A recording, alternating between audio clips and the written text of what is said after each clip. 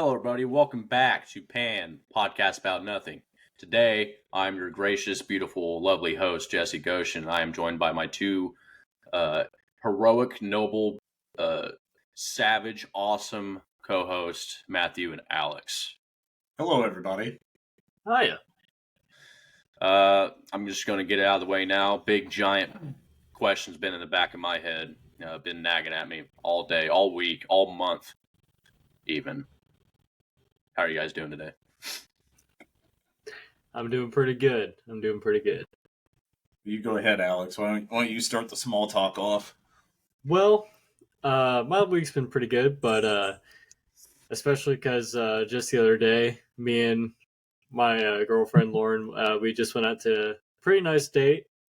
We went out to Outback, a place that I haven't been to in several years. The last time I went there, I think I was 12, and I went into the girls' bathroom because I couldn't read Australian.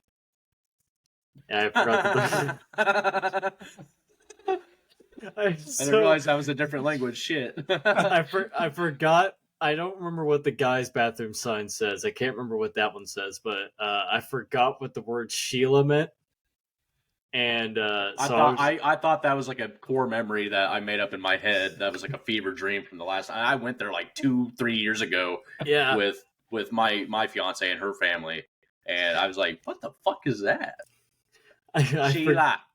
I forget what the guy's one is, but back then I think I was about like 12, maybe 12 or 11, and my hair was longer than it is now, even. And so you blended in. I was pushing on me and my older brother. We were going to the bathroom, and he sees me pushing on that door. He's like, "Alex, what are you doing? Stop!" I'm just like, "What?"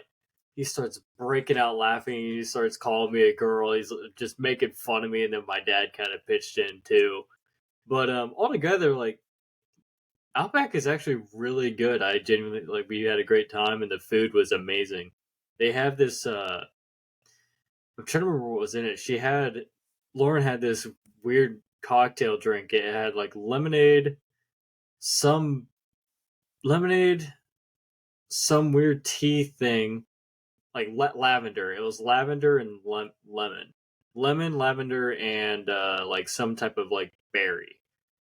It tasted so good. This sounds like a freaking cleaning product for a bathroom. It honestly looked like a bathroom spray. Lavender, lemon, and some type of like purplish berry. You could not tell that any vodka was in it, but it tasted so good. Would you get a Modelo? Yeah, I just got a Modelo. I love that beer. It's good beer. I know. Great service too. I don't remember the girl's name, but she was a great server.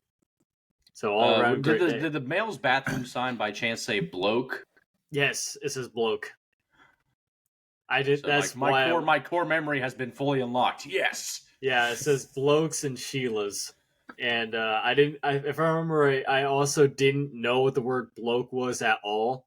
I think I've only heard the word Sheila at the time, so I was just like, "Fuck it." They'll call dudes like mates, obviously, and blokes, Jerry's, Tommy's.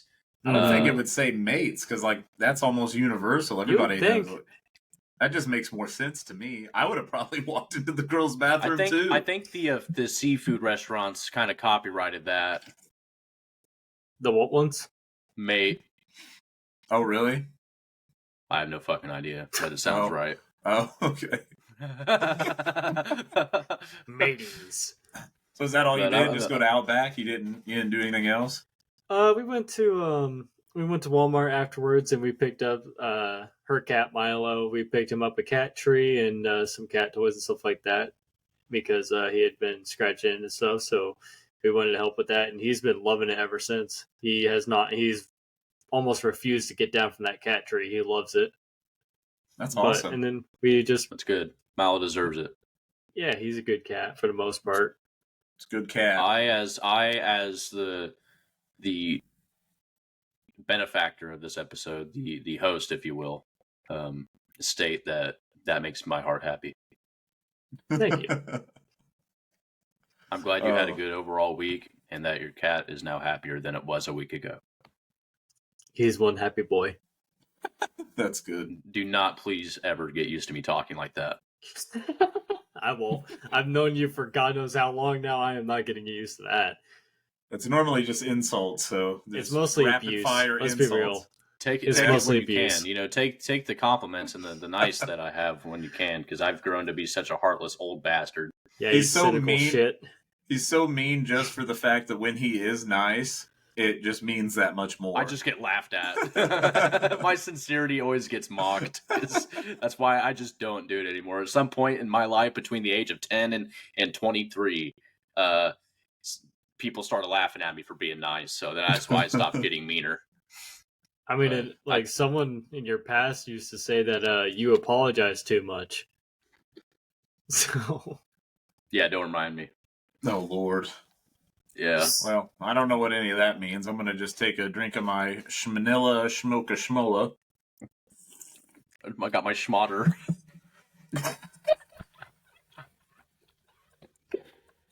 Oh, I'm about passed out. Schmotter. Got my schmotter. Oh, God. Why? Manila Schmoka Schmola. Say that 3 times fast. No. I couldn't even say it once. Here, let me just be like Alex and just show the whole label when I take a drink. Oh, gosh damn. Now, this drink is outlawed in several countries, but I'm not going to say its name. He just was like, "Here, it's right here. It's right here. Here." Oh gosh, but not too much exciting happened with me, except for Gavin started fall ball, so he was really excited about it, and then I ended up screwing up because he played earlier this year, was first year of baseball, and like I practiced with him last year and earlier this year before, and it was T-ball is what he was in because that was his age group. And then he just made the cut at 5 years old for fall ball. And he was playing, the way they do the leagues is it's divvied up with 5, 6, and 7-year-olds in coach pitch, and then it goes, on after. So he's playing with 7-year-olds, and he's like a very young 5-year-old. So I told him, I was like, hey, buddy, like, when you go there, there's going to be like bigger kids there. They're going to be a little bit older than you, but, you just need to really listen to the coaches and just, do what you're told. And he was like, I don't want to play baseball. And he just kept telling me he don't want to play baseball. And I was like, why don't you? Just tell me. And he was like, I just don't want to. And so I finally talked to him a little bit about it, and I get out of him that he doesn't want to play baseball because the kids are bigger. And he's like, I don't want to play big kid baseball. I don't want to play with big kids. And I'm like, buddy, so then I just told him, I'm like, they're all going to be the same size as you. They're not bigger than you. And then he was like, okay, I want to play. So we get there. That's cute. I thought the idea of growth. I thought he was I thought he was just going to forget this. But the second we get to his baseball practice, because he just had his first one, he walks up to the first kid he sees and he goes, hey, stand up. And the kid stands up and he goes, oh, we're the same height. And I'm fully convinced if the kid was like one of the big 7-year-olds on the team, Gavin would have just walked out. He'd have been like, fuck this. I'm done. These kids are too fucking big, bro. Right. The intimidation strategy that just the kids were just standing there. No one was trying to intimidate him. He's just like, yeah, no. That's not happening. They're too fucking big. It's so innocent and wholesome. It is. And then, so it's so funny because, they go out there and they take some ground balls and stuff. And then the coach finally gets there and he's like, all right, well, why don't first thing, you guys all line up. Let's, everybody introduce themselves, say their name. And Gavin goes up there and he goes, well, it goes to the first 2 kids and they say like their first names or whatever. And then it gets to Gavin and he goes, hi, my name's Gavin. And the coach thought he said like Javin or something. So Gavin goes, no, it's Gavin. Gavin. And I'm just sitting there like, oh my God, he's going to argue with the coach the first day. Like, he had such an attitude when he said it too. And then the coach was like, okay, it's Gavin. And then he goes on to the next kid and like asks his name. And then Gavin all of a sudden just, every kid just gave the first name. Gavin just goes, it's Gavin Lee Walden.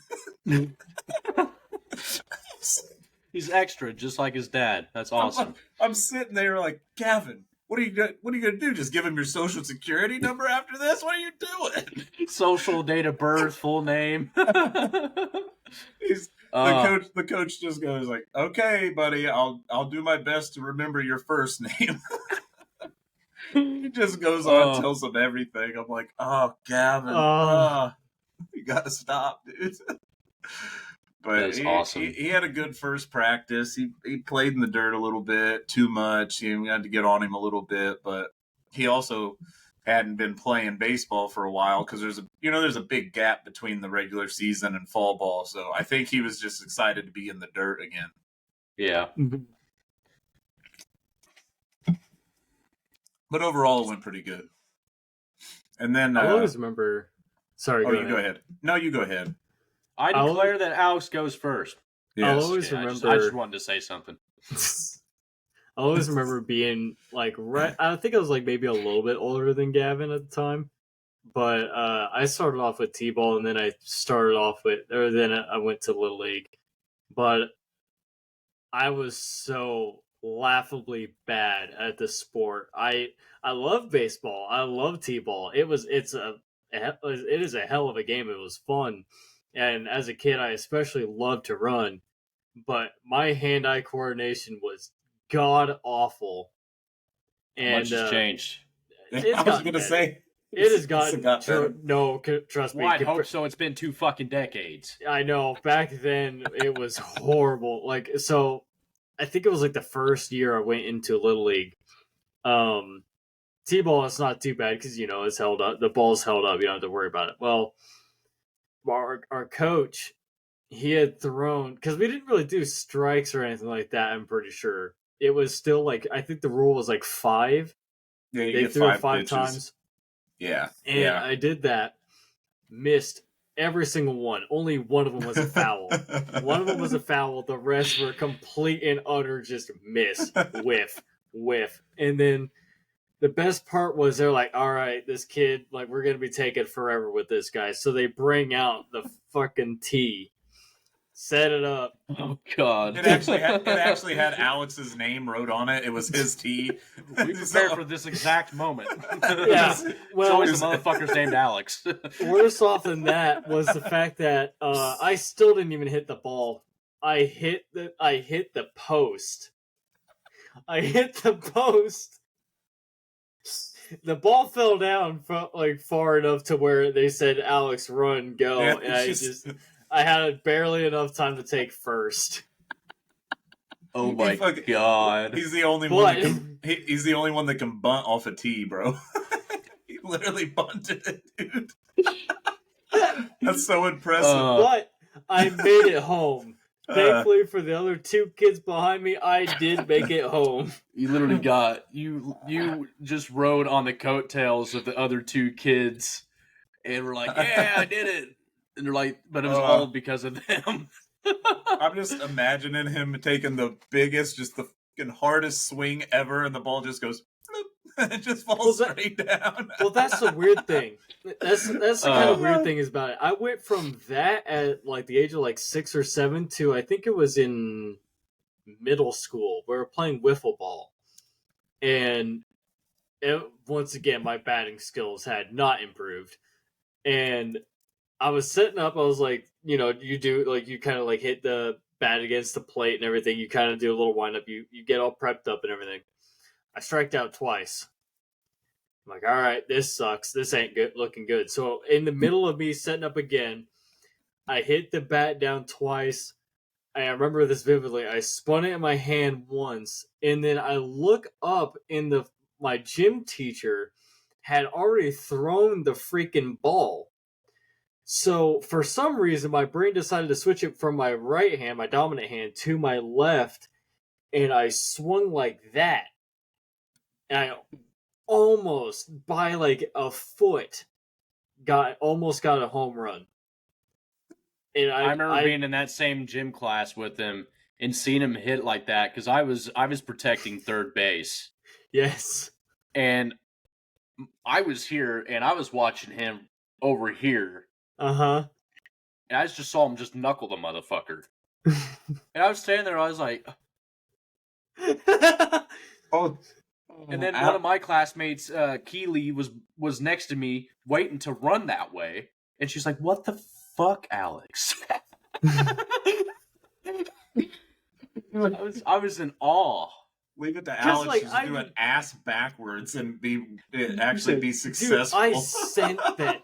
Like, it because like that was the thing. Like, baseball, as much as I like the sport and everything, I respect it and everything. I've never really been a good hitter, but I've like, for some reason, I just look up, see that ball, freak out, just decide to magically switch to my non-dominant hand, and I just punt that son of a gun all the way across. I stared for a minute. I was like, how did I do that? And That's then I was hilarious. like, wait, Punch the motherfucker. I was like, I gotta run. I gotta get going before I get out.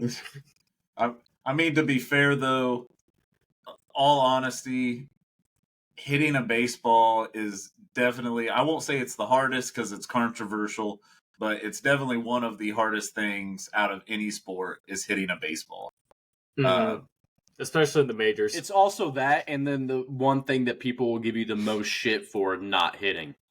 Yeah, it's literally the one sport where you can have like a 2 out of 10 average or a 3 out of 10 average. If you have a 3 out of 10 average, you're one of the best hitters in Major League Baseball. And that is the only sport that you can fail 7 out of 10 times and still be considered a pro athlete. It is definitely one of the hardest things when you're in to middle do. and high school, it was not the same mindset. You literally, if you do not hit every single time, Oh you yeah, get clowned on. Mm-hmm. oh yeah, absolutely. Fucking toxic, bro. Dude, baseball was so toxic, dude. I hated I met a lot of great people playing baseball, but then there was just so many fucking dickheads, dude. But I think it's with every sport too, though. Like, especially that middle school range, man. Middle schoolers fucking suck, bro. I hated middle school. They're so ruthless. Everyone's going through hormones and trying to be cool, and it's just a mess. But Can before I I tell get you off, sorry, go ahead. before, because we were talking about swinging hard, it reminded me of a story. It doesn't have to do with baseball, but it does have to do with swinging a baseball bat. There was one day I think it was my, and I might tell it wrong, but I think it was my grandma's water heater went out, and my dad was just like dicking with it forever, trying to fix the water heater. And he's just like messing with it, and he's doing all this stuff, and he's trying to do everything, and he messed with it for like half the fucking day. And he can't fix the water heater. So it gets to a point where he just says, fuck it, and we're just going to go get a whole new water heater. We're going to put a whole new water heater in, and it's just a big mess. And so he takes this water heater, and he takes it out, and he's getting ready to put the new one in, and there was a baseball bat. And my mom's like, you ought to just fucking hit that thing, fuck that water heater. And my dad goes up there, and he gets back, and he swings as hard as he can with this baseball bat, and it goes boom, and smacks him right in the fucking face. It bounces off the water heater and hits him right in the face, and he goes, and he was like, what the fuck just happened? And he almost knocked himself out with a baseball bat. And that, folks, is why you don't let the anger get the best of you. Because that seems like the most Walden thing to do in that moment, too. Yeah, it's good to see that it's generational. Yeah. Can I tell another story of just how bad at sports I was as a kid? I'd love to hear it. Make it quick. I'll try my best. So I was in the 5th grade football team for West V. Oh God! And I think I started out as a wide receiver. I could not catch a ball worth of shit. So the coach ended up putting me on defense because he knew that I could run and I was able to keep up with the other kids, but I couldn't catch. So he just had me be like corner or something. That didn't work. So then I just ended up being the bench. I still to this day don't understand why we did this, but it was, so bear in mind, 5th graders, right? We were going against either the 8th grade football team or the high school JV team. One of those two. And let me tell you, we did not last one full quarter because everyone that was like our starters, like the best people on the team, our center got his ankles broken. Our quarterback got his wrist broken. Someone else sprained or broke his arm. And then after that, like after like the third or fourth injury, like and our people from the bench are hopping in, it got to me. I was like the last line of defense, so to speak. And our coach called forfeit right before I was going, like right before I was next, pretty much. He was like, That decision probably saved you your life. He just said, "I'll be damned if Dude, I'm putting Alex in." What I don't understand is why they would say, well, he sucks at wide, so let's put him at corner, because corners are they share a lot of athletic traits of a wide receiver just on the defensive side of the ball, because they're going to stay glued to the wide receiver on the other team, and if they see an opportunity, they're either swatting the ball or picking it. I could touch the ball, I could never grab it. Like I could never secure the ball. I was good at like end up like swatting it or like stuff. I could do that. It was just never grabbing it. At the end of the season, he had 50 swats and zero interceptions. No, I didn't last long. I did not last long. I didn't know the rules in it because this is my first year ever being involved with football, and I did not understand the rules. So after a while of just me saying stuff that didn't really make sense to the coach, he was like, all right, maybe we'll have him ride the bench for a while. Maybe he'll learn from there. And I sat for about 2 games, and then we went and played that team. And then on the way back home, the favorite part about it is the fact that on the way back home, after my mom, she had seen every single one of these kids get something broken in their body. And my little brother, he's in like the 4th grade one. She just goes, boys, how much do you like football? Do you guys want to quit? And I said, yeah, I'm not good at this, Mama. I'm not good at this, Mama. And she's like, all right, good. We kept the pads for a very long time too. I'll tell you guys this much. It's actually the sports talk segment that we've had is actually a perfect segment because it has nothing to do with today's topic. So we're good this at one. It would be great if it was a sports related one, but I'll be honest with you guys. I had 2 possible ones for today, 2 possible topics, and when we're done here today, I'll tell you guys what hopefully my next topic will be. But it might be a 2-parter. That's all I know. But we're not here for that. We're here for today's topic. And I was on the Reddits yesterday. Oh God! And that's never good. No, there was in r/WTF. In that subreddit, there was a link to a webpage called www.txpatentattorney.com. And on this rather cursed black and white webpage lies a trove, a gold treasure trove of 10 of the funniest things ever patented. And it is a pretty cut and dry top 10 list. And most of these provide illustrations and a description in words of what the fuck it was, what patent number it is, because these got patented. These all actually got patented by the U.S. government and were used and might have been mass produced or used in a larger scale than just prototypes.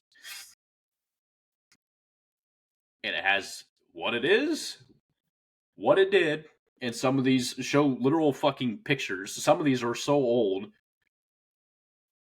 it just looks cursed. That's the best way I can describe it. I'm not going to put it up on the screen because it's a weird format.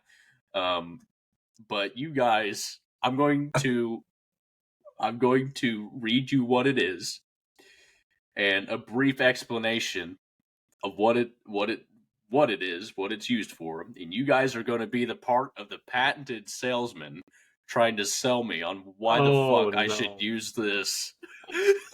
This is it. And it's very obvious how I'm going to grade this. If you are a bad salesman for patents, then you lose the episode. If you can somehow convince me to use any of these cursed fucking designs, oh no, then you'll get the brownie points in my head.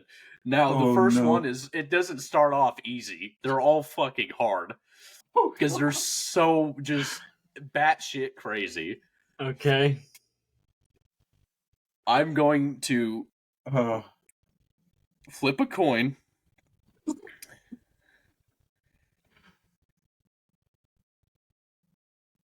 Oh, and God.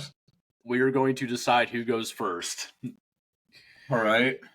So I just went on Google. I looked up flip a coin. Okay. It's right there.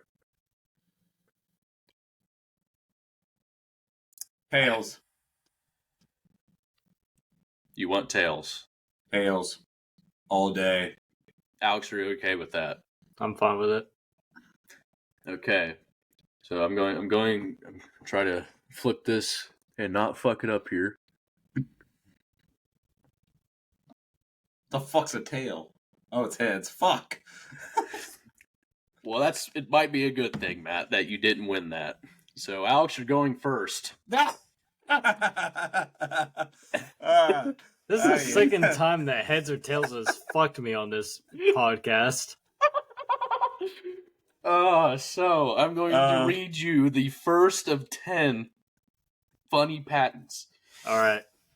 This is patent number 5,885,614, the cure for impotence. It is quoted as saying, "No, this isn't Viagra. It's a cloth or spray that contains odors that the inventors felt could treat male impotence. The possible fragrances, like pumpkin pie and donut, sound pleasant, but whether the product actually worked remains unknown." Are you kidding? So you said it was a This spray? is actually probably the most vague one. You It is said a it was- cloth or a spray. You said a cloth? Yeah. All right. And before you get going here, Jeez Louise. I'm going to give each person exactly 1 minute. And your timer starts now. Wait, pause it again, because I didn't even hear the name. Motherfucker. I didn't even hear the name of the product. What's the name of the product? Cure for impotence. Oh, it doesn't even have a title? That's what it's called, the cure for impotence. All right, fine. All right, start now. Now, Jesse, I'm sure that you and Lacrissa get a little hot and heavy every now and again. I'm sure that you guys partake Very in the often. loaf, if you will. I don't need to know how often, but In the loaf? But let's just say that sometimes it might take you a little bit because maybe things have kind of like lost its luster, and to bring that back, I bring you the cure for impotence with this very, very illustrious scent that you could possibly lure her back into your arms and into your grasp, so that you can engage in the most loving of coitus. What does it smell like? Pumpkins, pumpkin spice. I don't Fall like pumpkin. seasoning, but she does. That's the main concern. She loves that scent, and she wants to be drawn to you and that scent. But how's that help me get it up? Because whenever she feels your loving touch in your arms, then it will just raise you up like a black staff, a black flag staff. You cannot say black staff, bro.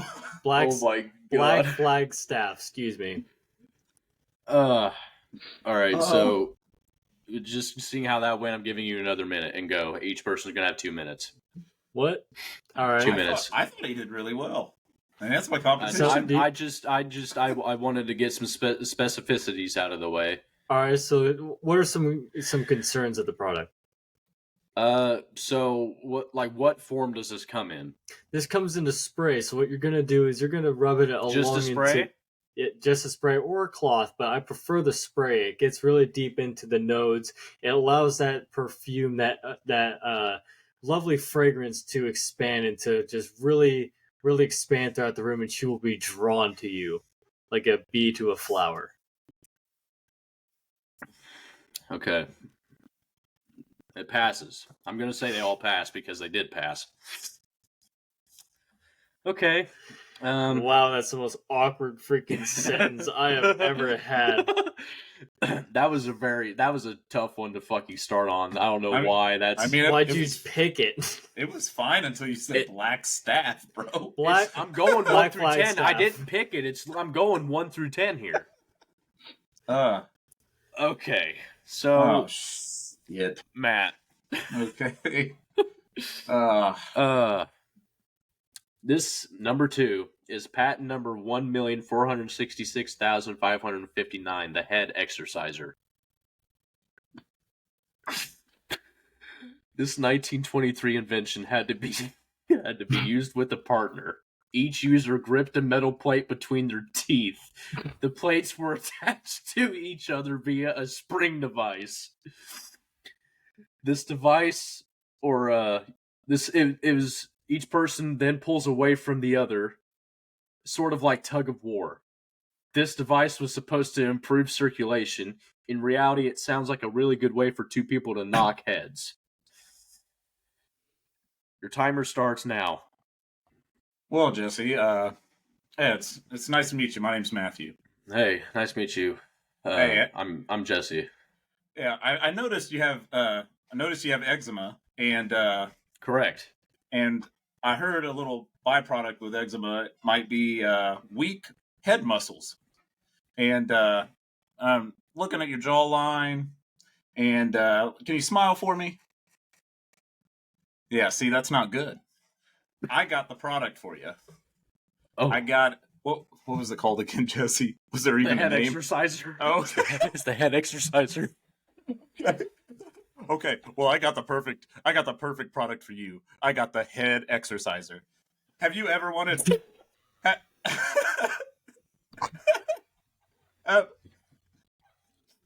don't know what way you swing, sir, but have you ever wanted to suck a dick real good? This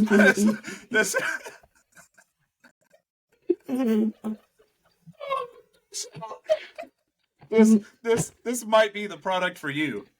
The only thing you need is a partner. I see some decorations in the background. Clearly, you have a woman living with you. Why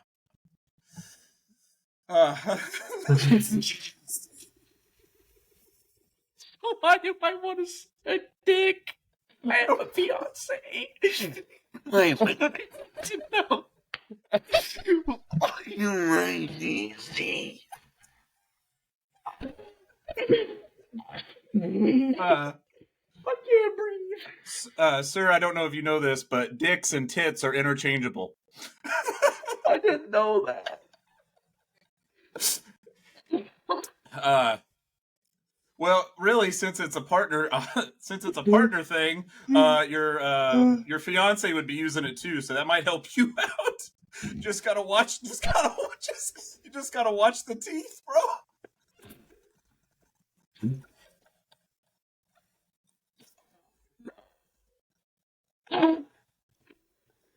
Oh my god! I think I did the opposite.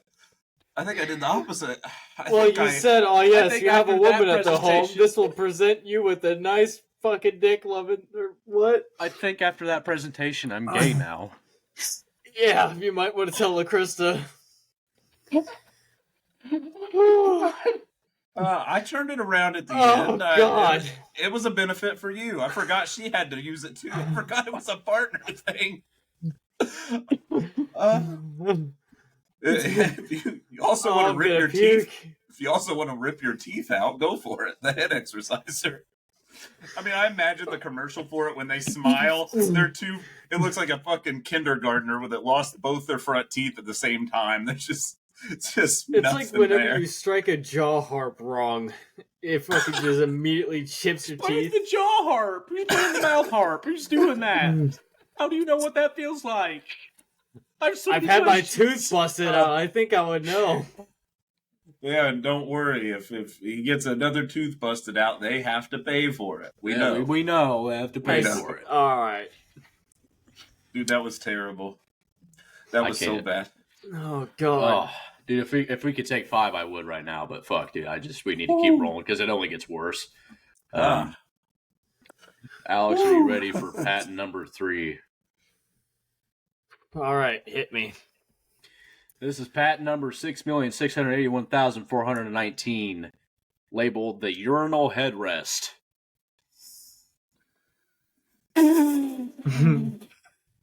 It's hard to believe that someone actually thought that a headrest placed above urinals was a great idea. This 2004 patent provided a padded support where users could rest their head while relieving. And I'm going to bring my camera down here real quick if I can. This is what we're working with. This is what we're fucking working with. God. These are the diagrams that I am saving you guys from having to look at. Dude, this is an easy one. All right, Alex, your timer starts now. All right, so Jesse, would you say that you come across a lot of daily pains in your life? A lot of possible back pain, maybe neck pain, if you will? Minute by minute, buddy. Minute by minute. Okay, well, sometimes I'm sure that persists throughout the day, especially whenever you're standing, correct? Yeah.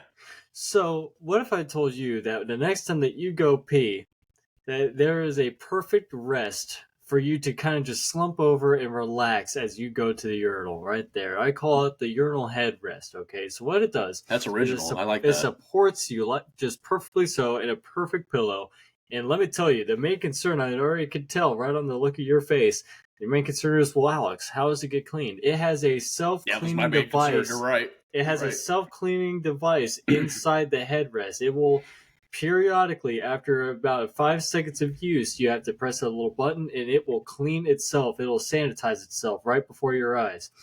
Now, this perfect design comforts your head so that you could just slump over, relax as you go, number one. Or better yet, if you're not in any form of certain pain, what if you got jet lag? Maybe you just had a long flight. Maybe you took a flight from LA to Dallas. Okay, that's a pretty long flight. You're tired, you're jet lagged, but you really have to go to the bathroom. So what you're going to do, you just plop your head right into the headrest. You get to take a little bit of a breather. You get to stretch out a little bit while you get to relieve yourself. Now, I believe that you could possibly use this product the next time that you go to the bathroom. What do you say?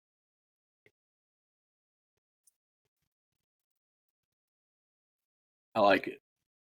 You like it. What one thing I've learned from this so far, just out of doing 2, is that he literally sounds like a fucking salesman. And I don't know if that's a good thing or a bad thing for this, because I don't know either. Because I might buy this now. Like, he just strikes me as that annoying guy at your door that won't stop talking so you could get a word in edgewise, and then he then just goes, "Oh, this is the perfect product for you. I just said it was." It's perfect because I said it was. I know that wasn't your entire reasoning. I know, Alex. I know. Not discrediting you. It was funny. That was a good one. That was good. I feel like you really didn't have to struggle for that one, because that one is actually, I think, the most sensible of the 3 that's been listed so far. So I would say that, but at the same time, the main concern I had from the get-go is, dude, that thing's probably filthy after all the faces and everything. The faces and the fact that it's by a urinal, I had to say that I had to have a self-cleaning device in the headrest. I think you missed bonus points, though, because you just said something about him having neck problems, but you should have said that he looks like a man that's broke his neck when he was a kid. That's true, and I also have to say that the cleaning aspect of the headrest was a complete lie. Ooh. I had to sell you on the not pitch. a part of it. I had to sell you on the pitch. Yeah, I know, but you got a good look at the diagram, and nowhere on there it's just a padded headrest. There's no. It says right there it's just a padded support where users could rest their head while relieving. It says nothing about wiper blades.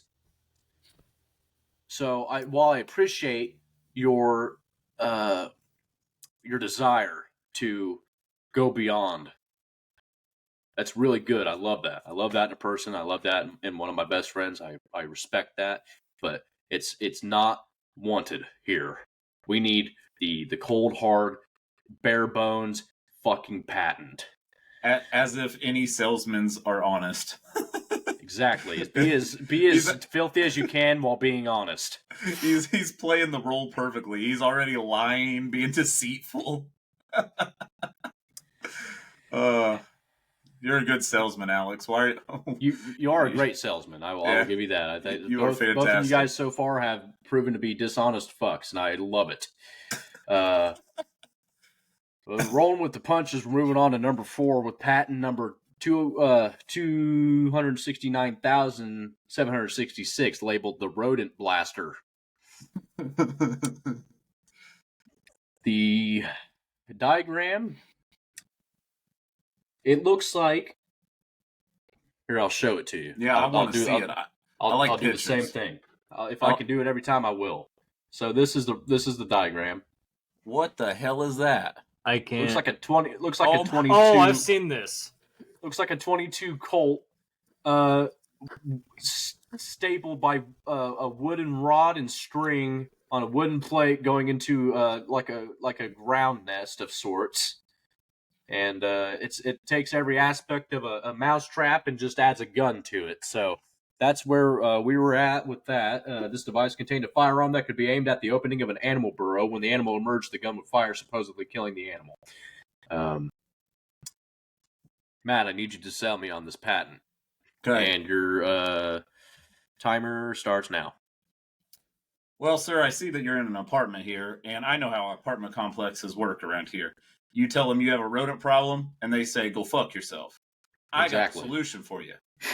So I'm selling here, and you also look like a man that might like some firearms every once in a while, do a little target shooting. This is perfect. This is perfect for you.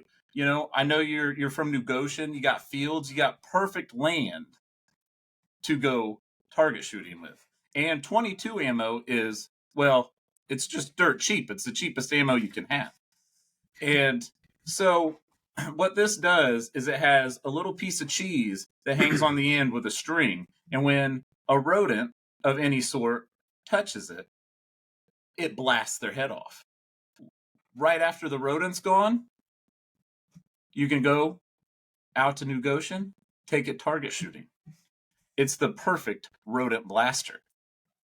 The only issue with this is cleanup. And you know what I like to say with that? Your apartment complex will get it cleaned. It's their job. They didn't solve the rodent problem. You solved it. They can fix the cleanup. I like it. I like that a lot. It sounds like a 2-in-1 device. It's a 2-in-1. It's a multi-tool. It's a multi-tool. Yeah. Well, it's just a gun and a piece of wood and string. You can't make this shit on your own. You have to buy it from us. Buy it in bulk. I like that one. That was a good one. Here, take my money. Oh my gosh. You did the Ed and Eddie voice. What's wrong, Timothy? Do you have a 22 Colt? I have a mouse problem. All right. Going on to number 5 with patent number 5,031,161. Alex, you're up with this seemingly brilliant patent, labeled as calculate your life expectancy, watch. What the fuck does that mean, bro? Calculate your life expectancy, watch. The subject of this 1991 patent allowed users to calculate their life expectancy with arterial tables and individual health factors. This data was programmed into a watch that counts down the estimated years, months, and minutes this user will likely live. Any questions? Good luck. Timer starts Okay, now. so you just asked me if I had any questions. Too late. So you're gonna... Timer's on. Jesse, I want to ask you a question. What is your most valuable asset right now? Think. What is My your ass. most valuable? No, I'm here to tell you that you are wrong. The most valuable asset in life that you will come to learn with time is your time. So what I have for you today is a watch that is brilliantly calculated through all means and measures to perfectly calculate how much time you have left in this world. It has gone through all the measures of to measure your exact life expectancy, because you want to keep track of that valuable time that you will be missing out on if you decide to waste it. Now you can just sit on the couch and you're wasting precious minutes whenever you could be just thinking, wow, I could be doing a lot of further things to progress in my life, to progress in the few precious seconds that I have in this world. So I present to you this watch that will gladly tell you, just second by second, counting down to tell you how much time in this world that you have, because let's face it, time is a precious thing and you're losing it every second. So why not keep track of it right there on your wrist, my good man? I hate your salesman voice. He literally Very well done. Very well done. I mean, he's great at this. He's fantastic. Yeah. But he literally has he does the little change in the voice. He's good at this. I'm impressed. I don't know if we should take this as a compliment. In case you needed to see it, here's the diagram. Yeah. Okay. So it was exactly what you thought it was. Kind of just mortifying in a way. In real life, I would never fuck with this because I don't want to have something on my wrist that's going to be telling me when I'm going to die. It reminds me of that movie where they have the timer on their forearm. Exactly what you're talking about. Yeah, I never saw that, but that concept kind of creeps me out. Yeah, and then all the rich have like billions of years, and then everybody else they could trade each other's time. They could trade time with each other, pretty much. They made time like a currency. Yeah, you'd go to the grocery store, and then you'd go buy groceries, and it would cost you time. Or you buy like a cup of coffee, and it'd like shave off like 10 minutes. That would suck. I bet everybody wouldn't be going to Starbucks as much, though. I tell you that. Yeah, right. Shit. All right, Matt, you are up with number 6. Shoot. Patent number 256,265, an alarming wake-up call. This is the diagram. It makes no fucking sense. You can kind of see here, it's kind of blurry, but there is a lady in that bed and what seems to be a cage of sorts or a heavy device attached to a pulley that's attached to your alarm. Yeah, it looks like a metal grate. It looks like a fucking crab trap. So let me read it to you. This is a solution for those of you who are so used to your alarm clock sound that you no longer hear it. It involves hanging a lightweight frame over your head at night. It's attached by a cord to an automatic release so that it falls on you when the alarm goes off. The inventor is careful to note that the frame should be light enough, in quotes, to awaken the sleeper, but not heavy enough to cause pain, end quote. I love this. Your timer starts now. Well, Jesse, I know a few things about you because, we know each other personally. Have you, do you have a fiance that just does not wake up to her alarms whatsoever? Yeah. Yeah. Well, see, I have the perfect tool for you. When you're playing video games, or maybe you just want to go out fishing because she works a different shift than you, and you don't want to have to be stuck at the apartment to wake her up. Well, I got the perfect tool for you. It has a lightweight cage above her head, and if this was a real thing and you started off with that, I'd be like, "Yep, nope, fuck this guy." Just a lightweight cage that's about 4 feet by 2 feet. Fucking got this giant 4x2. And a fucking Chihuahua dog cage pulled up her head, bro. Like a raccoon And- trap. All I can say is I assure you, you will never have to wake her up again. You just might have to deal with some mood swings.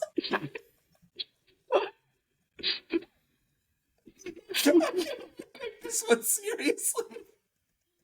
It's literally it's a fucking dog cage, bro. Oh. Like they couldn't have came up with anything else. How about, I don't know, put the alarm clock at the end, like across the room, so you have to get up and walk to it. Why drop? What's weird is that in this diagram, the alarm clock, there's no gauge of distance. I don't know if it's on the wall right next to the bed or fucking 10 miles away. It looks like it's on a string. It is. It It's is on a attached to string. it looks, yeah, it's literally attached to a string that is attached to a pulley that goes to the ceiling and hovers literally right here in front of your face. Could you imagine? Like, I move a lot in my sleep. I'm hitting that fucking thing in my sleep. I don't know how many times. Can you imagine waking up and going like, oh, fuck. Could you imagine having one of those dreams where you're like falling and then you go to jump up and you just bash your nose on a fucking metal The whole grate? device and this pulley system just all falls on you. The ceiling tiles all just come down. I can't sell that. I will gladly give this one to Alex because I can't sell that. That is too absurd to sell, dude. I'm not gonna attempt to sell it or anything like that because I would rather move on. But I had the perfect plan to do it because I already know that he is terrible to wake up. Like he is a heavy sleeper. So I'm like, now Jesse, I know oftentimes that you like to sleep throughout your alarms, and it's oftentimes really hard to wake you up in the morning for you to get to work. Now let me tell you right now that I have found something that has that perfect bolt of energy to just wake you up for the morning. And just continue on with that. It would be a little bit hard with the cage bit, but I had the perfect opening. I was fine until I was like, until I You got to the cage. and John, you were just done. I was done. I was fine until I said cage. I can't. Okay, so I'm gonna pick out two more here. You guys think we got time for two more? Yeah, you know, they might as well just fucking did the fucking mouse blaster with the fucking thing. Here, we'll wake you up for 1 second and then you're dead. There you go. It's the last time you wake up. We'll shoot off your big toe that's 80% of your balance. But you'll be up. Okay, so I'm gonna skip number 7 and 8. We're gonna go with 9 and 10 here. Alex, number 9 is patent number 7,066,592. Pierced glasses. Pierced glasses?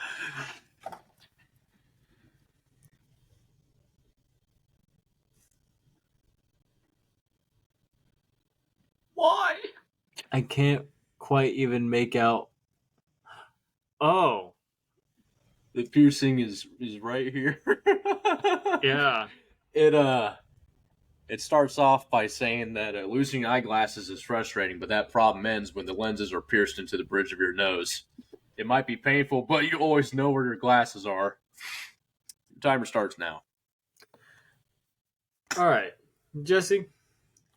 Let's say that for this example, let's say that you have pretty bad eyesight. All right.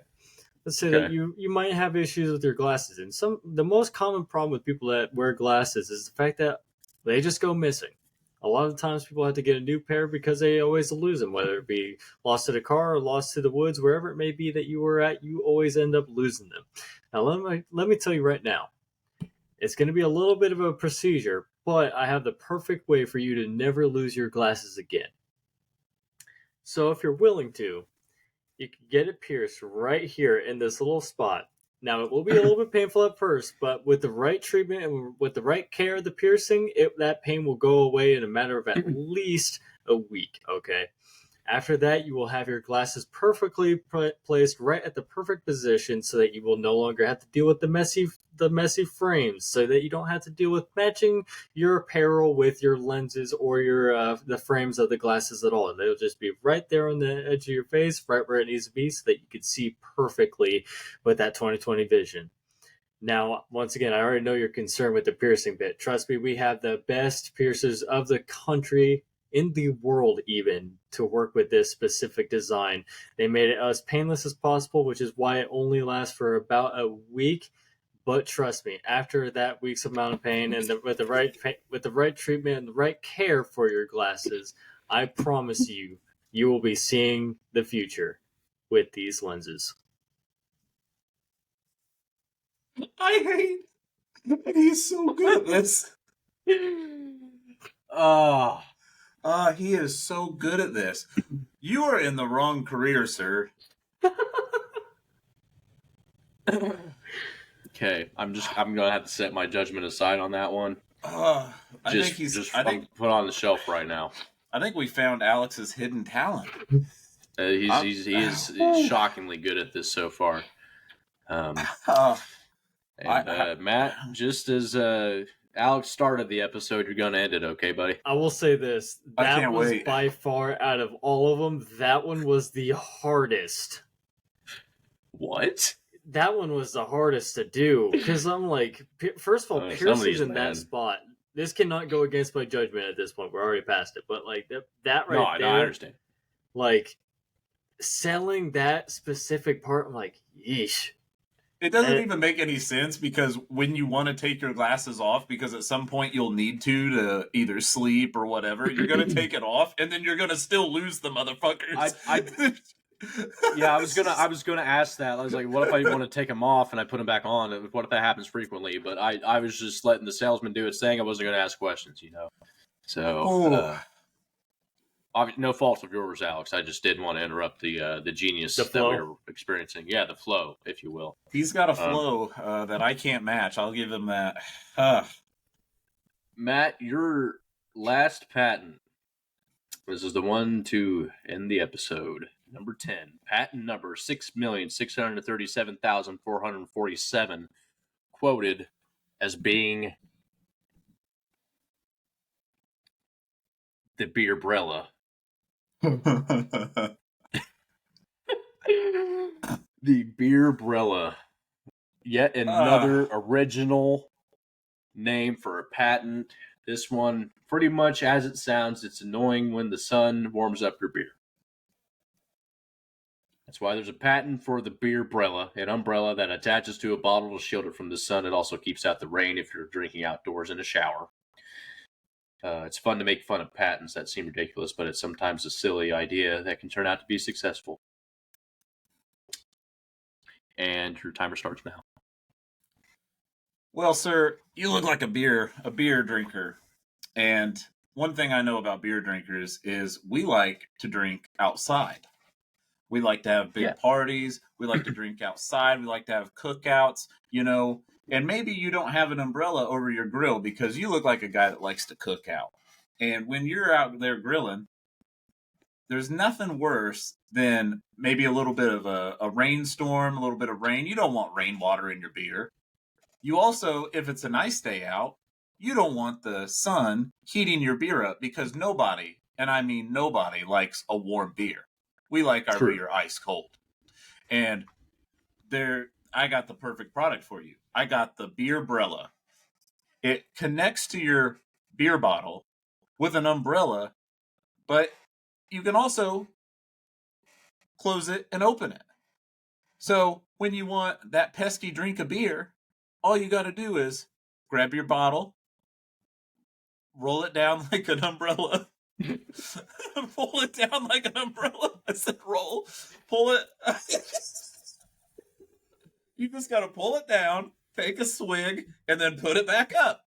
The beerbrella. Oh my God. There is nothing about that that's convenient. So terribly inconvenient. Oh my God. Just a fucking koozie. Was it? What time was this? It was out before this. Was the koozie made before that? This was a pretty recent one, I think. Oh my God. Really? This was 2008. Yeah, How do you Koozie came sell- out a long time ago, I'm sure. I mean, how do you sell that when the koozie's there? Like the only thing that you know. could, the only way you could sell that is possibly rainwater, and all you got. Yeah, I can tell you personally, rainwater and a beer sucks. Yeah. Just put your fucking thumb over it or something. Literally what everyone else does, just do this and have the koozie. All your problems are solved with the flick of a thumb. Go buy my beerbrella for $29.99. Three easy payments of $19.99. Right. Call today to get yours. Limited supply. We have. Here, let me change my voice like Alex. We have every single color of the rainbow. We even have a rainbow koozie or a rainbow beerbrella. Well, hold on, Yeah. I'm not done yet. If you buy today with for free shipping and with $10 extra added, we can sell you 2 beerbrellas. And just wait, I'm not done yet. We'll now add the second pair of koozies. With our beerbrella logo on it. We even throwing For a free. free case of a 12-pack of Bud Light. Not sponsored. May damage upon shipment. You just get a fucking soaked cardboard box of beer. Because everybody at these fucking shipping places just be throwing boxes around, dude. Oh my god. I gotta be honest with you guys here. This was a fun invoking episode. I had a blast. And yeah, this one was a good one. This is pretty fun. This one pains me because it's so fucking hard to decide. Because you guys, honestly, I mean, I know we were hyping up Alex. I think it was just because we did not expect him to be that good. He played the role. Like, that's the thing. Like, he literally, like, it may not have been super funny when he went, but he played the fucking role of a salesman.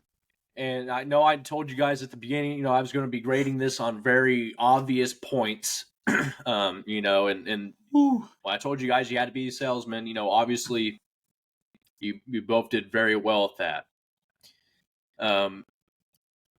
There were some times where the humor was lacking. And I'm still almost undecided. It's very tough because Alex, you were the better salesman. But Matt, you were the funnier one. And I have to judge it solely based off of if I was being harassed by a salesman, because we're going to call it that, what it is. Let's just call it like it is. I would get more annoyed by the one that was being more proper with me. And I could probably get behind the guy that I could laugh with. And there was more than a few times in this whole tirade of humor and antics that Matt made me cry of laughter. And I feel like the difficulty for both of you guys was pretty evened out because these were all wacky in their own way. And there was just that one time where you expanded beyond the truth of the patent, Alex. And really stabbed me in the heart almost. Because if you were the salesman and you had the product with you, or the diagram, and then you said that, I'm like, well, where the fuck is it on the diagram? I don't see any windshield wipers on the diagram. Where's the self-sanitizer? Where's the sanitizing station? It's very fucking hard. That's the best way I can put it. But at the end of the day, this episode's most valuable podcaster award goes to Matthew. I sold 0 products. I just made a friend.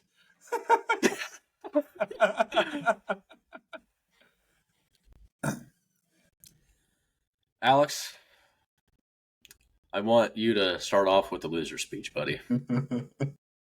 I just want to point out that there was twice where Matt didn't even get to finish on the speech, and then the time wearing out. I just want to say that from the get-go. I was definitely the better salesman at the end of the day. And congrats, Matt. This is the one time he's been lost for words this episode. Yeah. he's been able to sell every product, and then come time for his loser speech, he's just like, good job, Matt. I know it hurts me. It hurts me, Alex. But at the end of the day, this is a business, and we gotta maintain both sides of the persona. You know, you always gotta have, even if you're a salesman, you gotta have in the back of your head, how can I make this a lighthearted setting? You know, He didn't finish the sales pitch. What He do you never mean? got through two of them. He didn't get through them. But you know what I did? I made him laugh, and one thing I've learned in life is if you can't make people laugh, you're not going to go anywhere in life. Because the way to get to anybody is by making them laugh. You know, a lot of people, they think a way to a man's heart or a way to a woman's heart is through their stomach. It's through laughter. And that's exactly where it is. And I made Jesse laugh. I may not have sold one product this episode, but I gave out a bunch of free laughs. And at the end of the day, that's what's important. I made zero commission, but I made a friend. And with that, thank you, Jesse, for the MVP. And Alex, you were 100%. You were 100% the better salesman, and I think you need to take a career change because as far as get away with his words. That is literally a hidden talent. You did so well at selling stuff. Yeah, I never knew. Shit. Why are you so butthurt, dude? This is one of the few, like, this is, I think, maybe the only time where Matt has won over Alex, and Alex is not having it. Don't worry about it. It's fine. So, from that, I leave you. I leave you guys knowing my that fucking camera sucks. I leave you guys knowing that I will be back with another wacky adventure for us to partake in next time, and I will do my utmost as host and benefactor of the host privileges to ensure fairness and equality for all, and make sure I fucking laugh. Jesse, I just want you to know this was a really good idea. Like, this one was really funny. Definitely caught us off guard. I want to let you know that I had a set in stone topic up until 8 a.m. this morning. Dude, Or it was yesterday. It was yesterday. When you read his first one, I actually got nervous. I got nervous too when I saw the first one. Which one was that first one again?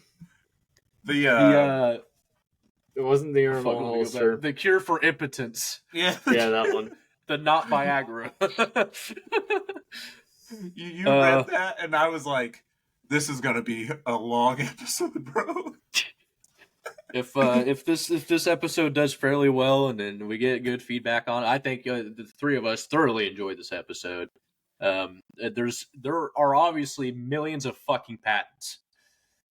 So there is no shortage of them. I might be back with another list at some point. There might be a list of something else that we can go over, and I'll have you guys play the roles of something else. But that's for me to decide, for you guys to find out the day of. But in the meantime, thank you guys so much for tuning in today, watching this episode. But by the time you're watching this, we should have all the current playlist videos from Spotify on YouTube. I am working on getting the Facebook page out there. Our TikTok is up and running, and we're working on getting content cranked out for that, because that's where everyone's at nowadays. And as soon as I have some free time, I'm going to get a subreddit for this podcast underway. So that way you guys can stop interacting and discussing on here and can instead do it on a whole page. You could do it on YouTube as well. You can like, comment, subscribe on the YouTube channel.